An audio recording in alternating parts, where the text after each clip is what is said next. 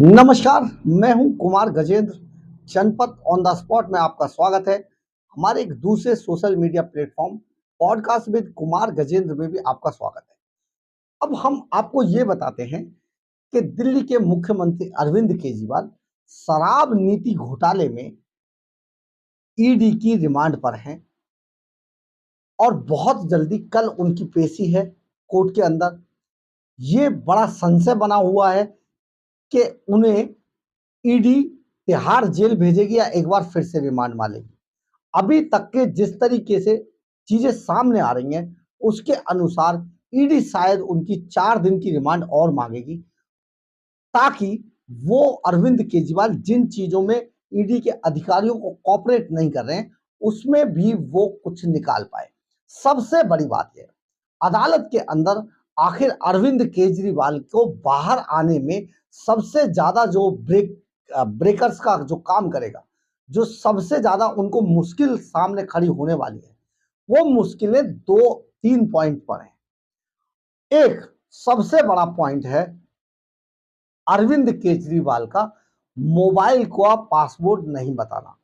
यानी कि दिल्ली के मुख्यमंत्री अरविंद केजरीवाल ईडी के अधिकारियों को कोऑपरेट नहीं कर रहे हैं। और सबसे बड़ी बात, जो अपना उनका जो पर्सनल आईफोन, एप्पल आईफोन था, उसका पासवर्ड वो नहीं बता रहे हैं ईडी अधिकारियों को। ये सबसे ज्यादा भारी पड़ेगा और रिमांड का कारण बनेगा।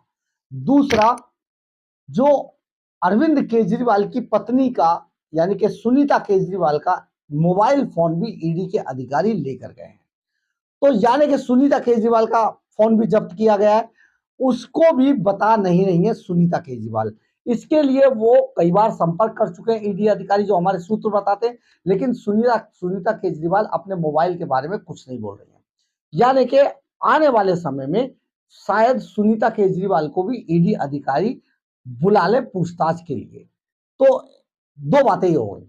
तीसरी जो सबसे मुश्किल बात है अरविंद केजरीवाल की जमानत की राह में या जेल से बाहर निकलने की राह में, जो सबसे मुश्किल काम है वो ये है कि जिस दिन अरविंद केजरीवाल के घर पर ईडी के अधिकारी रेड मारते हैं, तो उस टीम के अंदर 2 अधिकारी थे, जिनमें एक एडिशनल कमिश्नर और दूसरा स्पेशल कमिश्नर ईडी के। जब वो दोनों अरविंद केजरीवाल के घर में रेड मारने गए, तो वहां पर उन्हें 2 पेपर्स के करीब 200 पेज के पेपर्स के 2 बंच मिले ईडी अधिकारियों को। जब वो उस बंच को पढ़ने बैठे, क्योंकि सारी चीजें देखिए, हम बिल्कुल अरविंद केजरीवाल के घर के सामने, घर के बाहर मौजूद थे। पूरे मीडिया में सिर्फ हम ऐसे थे जो अरविंद केजरीवाल का जो शीश महल है ठीक उसके गेट पर खड़े थे, और हम अंत तक वहां थे। इसके बाद जो खबर ये आई कि अरविंद केजरीवाल के घर में जब ईडी के अधिकारी घुसे, तो उन्होंने सब अपने कंट्रोल में ले लिया था, सबके फोन ले लिए गए थे, सब फोन उठा के नीचे रख दिए गए जो टेलीफोन थे, और सबको अपने घेरे में ले लिया। यानी कि कम्युनिकेशन पूरा गैप हो गया, अंदर कोई ना आ सकता था ना जा सकता था। ईडी के अधिकारी अंदर मौजूद थे, बाहर गेट के बाहर हम लोग खड़े थे। अब आपको बताते हैं उसमें क्या हुआ। जो ईडी के अधिकारी हैं उन्हें 2 बंच वहां से मिले। उन दोनों बंच में ईडी के अधिकारी ये देखकर सन्न रह गए कि उन दोनों बंच को जब पढ़ा गया, तो उसमें जो एडिशनल कमिश्नर थे और जो स्पेशल कमिश्नर थे ईडी के, उन दोनों की पूरी डिटेल लिखी हुई। यानी कि अरविंद केजरीवाल ने ईडी के इन अधिकारियों की आखिर ये पूरी डिटेल क्यों मंगाई थी, क्या कारण था, क्या करना चाहते थे अरविंद केजरीवाल?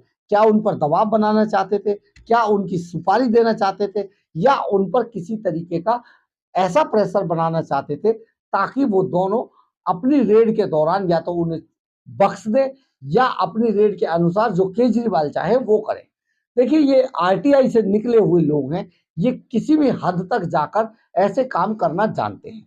तो आप समझिए उन दोनों बंच में आखिर इन लोगों की जो डिटेल थी, एडिशनल कमिश्नर ईडी और स्पेशल कमिश्नर ईडी, आखिर वहां पर वो क्या कर रही थी, क्यों मंगाए गए थे?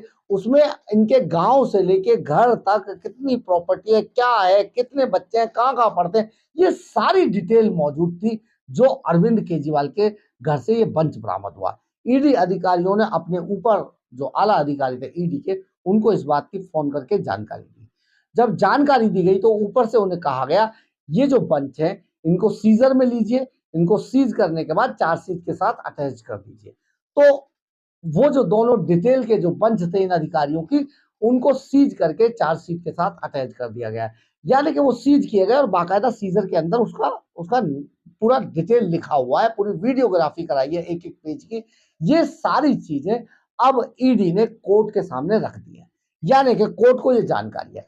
तो ये सबसे बड़ा मसला जो है अरविंद केजरीवाल की जमानत के अंदर सबसे ज्यादा आड़े आएगा। एक बात के इस वजह से अरविंद केजरीवाल को इस सवाल का जवाब देना पड़ेगा कि आखिर उन्होंने ये अधिकारियों की ये डिटेल क्यों मंगाई थी। एक बात।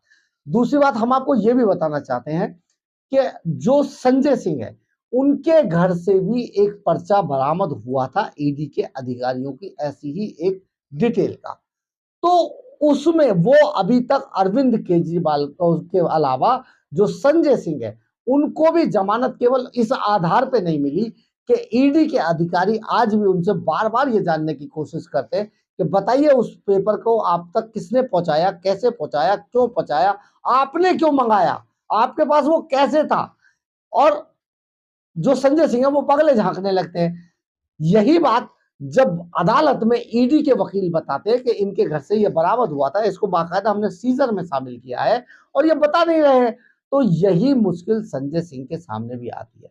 तो हम आपको ये बताना चाहते हैं, ये जो एप्पल आईफोन जिस तरीके से बरामद हुआ इसकी डिटेल और जिस तरीके से उनके घर से ये अधिकारियों के जो वो बरामद हुए, जो डिटेल के पेपर्स बरामद हुए, ये सारी चीजें अरविंद केजरीवाल को बहुत परेशान करने वाली है। अब देखना यह है कि आखिर कल क्या होता है, क्योंकि कल अरविंद केजरीवाल की पेशी है और अगर ईडी उन्हें रिमांड एक बार फिर से बढ़ाने की करती है बात, तो ईडी की रिमांड में भी अरविंद केजरीवाल को और रहना पड़ेगा। और अगर नहीं करती है तो कल तिहाड़ जेल जा रहे हैं और परसों दिल्ली की सरकार गिर जाएगी, यानी कि दिल्ली के अंदर राष्ट्रपति शासन लगा दिया जाएगा, क्योंकि एलजी सक्सेना एक्टिव मोड में है और वो सिर्फ इंतजार कर रहे हैं अरविंद केजरीवाल के तिहाड़ का कैदी बनने की। बहुत बड़ी बात है, बहुत बड़ा गंभीर मसला है ये।